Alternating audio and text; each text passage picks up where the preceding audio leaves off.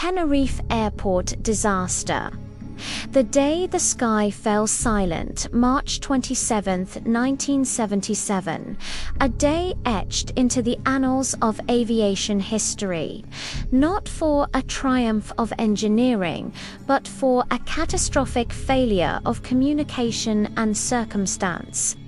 On a small fog-shrouded island in the Atlantic, two giants of the sky, Boeing 747s, stood poised on a runway. What unfolded next would become the deadliest accident in aviation history. A tragedy that claimed 583 lives and forever changed how we fly. This is the story of Tenerife. The stage for this disaster was not set in Tenerife, but 100 miles away at Gran Canaria Airport. A bomb detonated in its flower shop, injuring 8 people. A subsequent threat forced its closure. Flights bound for Gran Canaria were diverted.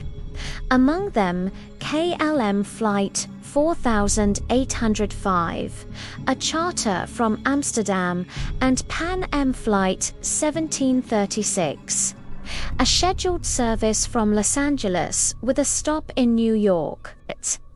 Both were majestic Boeing 747s, symbols of modern air travel, now unexpectedly rerouted to the smaller, less equipped Los Rodeos airport on Tenerife. Los Rodeos was not designed for such an influx of wide-body aircraft. Its taxiways were narrow, its parking limited. The airport quickly became a chaotic holding pen for diverted planes. As hours passed, a thick fog began to roll in, blanketing the airfield in a dense, opaque shroud. Visibility plummeted, turning the bustling airport into a labyrinth of uncertainty. The pressure mounted. KLM Captain Jacob Van Zanten, a highly experienced pilot and KLM's chief flight instructor, was eager to depart. His crew was nearing their legal duty time limits. A delay meant potential complications. The Pan Am crew, led by Captain Victor Grubbs, was also anxious to leave after a long flight. But the conditions at Los Rodeos were deteriorating rapidly. The fog was so thick that pilots struggled to see beyond their cockpit windows. The airport's ground radar was inoperative, forcing air traffic controllers to rely solely on radio communication and visual observations. It was a recipe for disaster. Miscommunication became the silent killer. The control tower, overwhelmed and understaffed, issued complex taxi instructions. The Pan Am 747, instructed to exit the runway at the third intersection, missed its turn in the dense fog. The crew, uncertain of their position, continued down the runway, searching for the correct exit. At the same time, the KLM 747 was positioned at the end of the same runway. Captain Van Zanten believed he had takeoff clearance. He misinterpreted the phrase "cleared" to the Papa beacon as clearance for takeoff, even though the controller had instructed him to wait. His co-pilot questioned the clearance, but the captain, under pressure, pushed forward. In those terrifying moments, the Pan Am crew suddenly saw the landing lights of the KLM jet hurtling towards them through the fog. "There he is. Look at him. God damn, that son of a bitch is coming," shouted First Officer Robert Bragg. Captain Grubbs desperately tried to steer the Pan Am jet off the runway, But it was too late. The KLM 747, already at takeoff speed, lifted its nose. Its engines scraped the top of the Pan Am aircraft. The impact was catastrophic. Fuel tanks ruptured.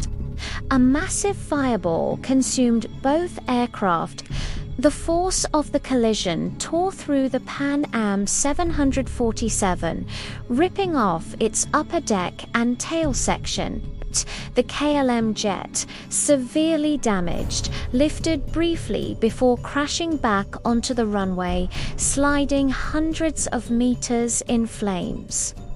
For those on board, there was little hope. The violence of the impact and the fire left a scene of unimaginable devastation. Rescue efforts began immediately, but were hampered by the fog and the scale of destruction. All 248 people on board the KLM flight perished. On the Pan Am flight, 335 of the 396 passengers and crew died. Only 61 people survived, most seated near the front.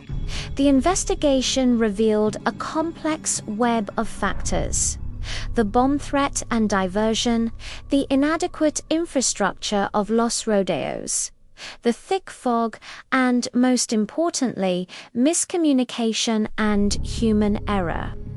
The KLM captain's premature takeoff attempt was identified as the primary cause. This disaster became a turning point for aviation safety. Standardized phraseology was introduced to eliminate ambiguity in radio communication. Crew Resource Management, or CRM, was created, emphasizing teamwork, communication, and decision-making inside the cockpit.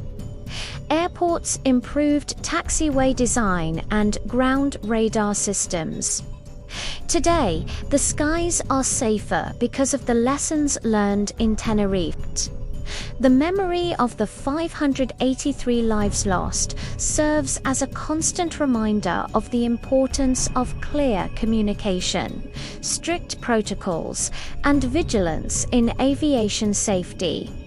The Tenerife disaster is a legacy forged in tragedy, a reminder that one moment of confusion can change history forever.